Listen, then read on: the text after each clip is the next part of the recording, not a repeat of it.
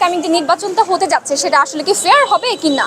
এখন আমি এখনো পর্যন্ত বিশ্বাস করতে চাই আমাদের জাকসু নির্বাচনটা ফেয়ারলি হবে এবং স্ট্রংলি ফেয়ার হবে আমি বিশ্বাস করি। এবং তারপর একটা শঙ্কা থেকে যায়, তবে এই শঙ্কাটা দূর করতে হবে একমাত্র প্রশাসনকে এই ব্যবস্থাটা নিতে হবে যেন সুস্থভাবে ভালোভাবে ফেয়ারলি নির্বাচনটা শেষ করা হয় আর কি। জাকসু আসলে কোনো একক পাহাড়ি শিক্ষার্থী বা মূলধারা জনগোষ্ঠী কিংবা কোনো ফিজিক্যালি ডিসেবল পার্সনের জন্য না। আসলে ডাকসু হচ্ছে সব ধরনের শিক্ষার্থীর জন্য।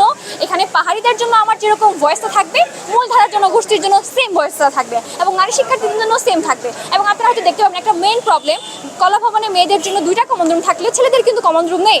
তাহলে আমি কিন্তু শুধুমাত্র আমি নারী শিক্ষার্থী কিংবা পাহাড়ি শিক্ষার্থী কিংবা যারা ফিজিক্যালি ডিসেবল তাদের কথা বলছি না, আমি সবার কথা বলছি এবং এটাই বলা উচিত। আমি বিশ্বাস করি আমাদের এই ঢাকা বিশ্ববিদ্যালয় এমন একটা পরিবেশের মধ্যে দিয়ে যাবে যেটা হচ্ছে গণতান্ত্রিক পরিবেশ থাকবে। এখানে একজন শিক্ষার্থী যদি চায় সে রাজনীতি করবে না তাহলে সে করবে না, এবং একজন শিক্ষার্থী যদি চায় সে রাজনীতি করবে তাহলে সে করবে। এটা তার একান্তই ব্যক্তিগত ব্যাপার এবং তার গণতান্ত্রিক অধিকার। এবং আমাদের বিগত সময়গুলোতে আমরা দেখতে পেয়েছি যে আমাদেরকে আবাসনের জন্য আমাদেরকে রাজনীতি করতে হচ্ছে, তাকে বাধ্য করা হচ্ছে এবং জোর করা হচ্ছে। তো এই বিষয়গুলো আসলে আমাদেরকে অ্যারাইজ করতে হবে। আপনারা দেখেন বিশ্ববিদ্যালয়ে আসলে এত সমস্যা, এই সমস্যাগুলোর সমাধান আমাদেরকেই করতে হবে, কারণ আমাদের এই বিশ্ববিদ্যালয়ের মূল স্টেক হোল্ডার আমরা শিক্ষার্থীরাই। আপনারা হয়তো দেখতে পাবেন যে ঢাকা বিশ্ববিদ্যালয়ের যে অবস্থা আবাসনের ক্ষেত্রে সেটা শতভাগ না।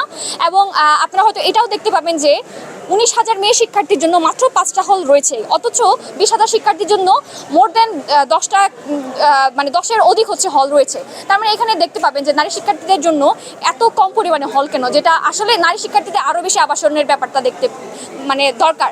আর যে বিষয়টা হচ্ছে গণতান্ত্রিক পরিবেশ তো অবশ্যই নিশ্চিত করতে এবং নিরাপদ ক্যাম্পাস আমাদেরকে নিশ্চিত করতে হবে। আপনারা দেখবেন যে বিভিন্ন সময় বিভিন্ন ক্ষেত্রে আমাদের শিক্ষার্থীরা আমাদের ক্যাম্পাস থেকে হারিয়ে গিয়েছে, এটা খুবই দুঃখজনক।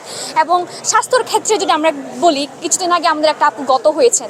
তাই আপনারা জানেন যে বিশ্ববিদ্যালয়ে আসলে স্বাস্থ্য বিমা চালু আছে, একটা মেডিকেল সেন্টার আছে, কিন্তু এই স্বাস্থ্য বিমা বলেন কিংবা মেডিকেল সেন্টারের কথা বলেন কোনোটাই তো ঠিকমতো কাজ করছে না। আপনারা যখনই মেডিকেল সেন্টারে যাবেন তখন সবসময় একটাই সর্বরোগের মহা ওষুধ নাপা আপনাকে খেতে দিবে। তারপরে স্বাস্থ্য বিমার কথা যদি আমি বলি, আমি কয়েকদিন আগে আমাদের ডিপার্টমেন্টে একটা একাডেমিক কোর্সের অংশ হিসেবে 40টা ডিপার্টমেন্টে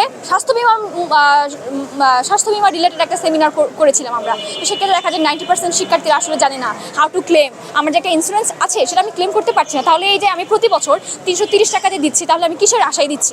এবং পরিবহনের ব্যবস্থা যদি আমি বলি, আমরা প্রতি বছর ভর্তির সময় 1080 টাকা পে করে থাকি পরিবহনের ক্ষেত্রে, কিন্তু আনফর্চুনেটলি আমাদের বিশ্ববিদ্যালয়ের নিজস্ব কোনো বাস নেই। আমাদের যে ডাবল ডেকার বাসগুলো আছে সবগুলো হচ্ছে বিআরটিসি থেকে ভাড়া নেওয়া, এবং বাসগুলো হচ্ছে সর্বশেষ যে ডাউন স্ট্রিটে থাকে সেটা হচ্ছে 5:30টার মধ্যে চলে যায়। এখন প্রতিটা শিক্ষার্থী তার প্রতিদিনের যে ক্লাস থাকবে, ল্যাব থাকবে, সেগুলো শেষ করার পরে সে যদি বিশ্ববিদ্যালয় ভিত্তিক কোনো ক্লাব করতে চায় তাহলে সে করতে পারছে না, কারণ তার পরিবহনগুলো তাকে হেল্প করছে না, তাকে ছেড়ে চলে যাচ্ছে। তাহলে একজন বিশ্ববিদ্যালয়ের শিক্ষার্থী তাকে আবাসনের সুবিধাও আমি দিতে পারছি না, আবার পরিবহনের সুবিধাও আমি দিতে পারছি না, তাহলে একটা শিক্ষার্থী যাবে কই। এবং আরেকটা সবচেয়ে গুরুত্বপূর্ণ বিষয়, বিশ্ববিদ্যালয়ের যে প্রশাসনিক ব্যবস্থাটা বা কর্মচারী যারা আছে তার ব্যবস্থাটা। আপনারা যখনই রেজিস্টার বিল্ডিংয়ে যাবেন তাদের একটাই কথা, সেটা বলবে যে আপনি লাঞ্চের পরে আসেন। আমরা লাঞ্চের পরে কেন যাব, আমাদের যখন দরকার সেটা যাব। এবং আজকে 2025 সালে ডিজিটাল বিশ্বায়নের যুগে আমরা এখন এমন একটা আদিম মধ্যযুগে পড়ে আছি। আমার ধারণা যে আমাদেরকে হল কাট করার জন্য 20 টাকা যে পে করা লাগবে সেটাও আমাদেরকে ব্যাংকে গিয়ে করা লাগছে, অথচ এই জিনিসটা আমরা 2 মিনিট 5 সেকেন্ডের মধ্যে আমরা এই 20 টাকা আমরা পে করতে পারছি। এবং আসলে বিশ্ববিদ্যালয়ে এত সমস্যা, সেক্ষেত্রে একজন সদস্য হিসেবে আমার অনেক ক্ষমতা লিমিটেড থাকবে। বাট আমার যে ধারণা, আমি যদি নির্বাচিত হই বিশ্ববিদ্যালয়ের যে কোনো যুক্তি এবং ন্যায্য অধিকারের প্রশ্নে আমার কণ্ঠস্বর সবসময় জারি থাকবে, এবং শিক্ষার্থীদের স্বার্থের প্রশ্নে আমি সবসময় সরব থাকবো। ডাকসু আসবে যাবে এটা কোনো ফ্যাক্টর না, কিন্তু আমার কণ্ঠস্বর সব ক্ষেত্রে শিক্ষার্থীদের যে কোনো যৌক্তিক প্রশ্নে জারি থাকবে। ধন্যবাদ।